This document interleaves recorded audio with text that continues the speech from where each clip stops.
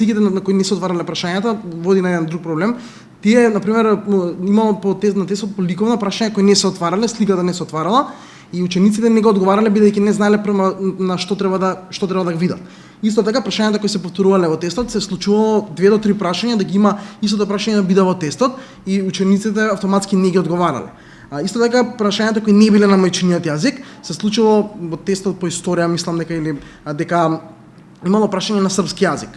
Никој од учениците не го одговориле прашањето бидејќи реално не им било на мајчиниот јазик и не сметале дека треба да одговорат.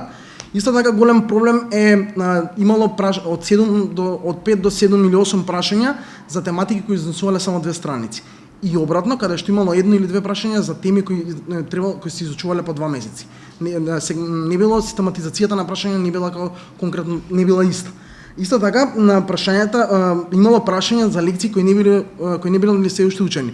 Поради автоматски дека екстерно тестирање беше се спроведува 27 мај, курикулумот за настава е скратен 2 недели.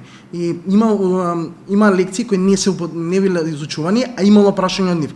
И учениците не знаеле да ги одговорат. И Министерството за образование и наука кажа дека прашањата кои не биле одговорени, кои не се отвориле, кои имало некакви технички грешки нема да бидат земени во бодувањето на ученикот, што води кон еден друг проблем, а тоа е дека се менува границата на оценување. Доколку некој ученик изгрешил 5 прашања, а има 30 одговори, и некој ученик што изгрешил 5 прашања има 25, е намалува границата на оценување. Ваквото екстерно оценување, како што напомена и Дона, може да биде да цели само да ги уплаши професорите и учениците наспроти за цел да биде објективно, професорите да бидат објективни, да води кон по-квалитетен образовен процес.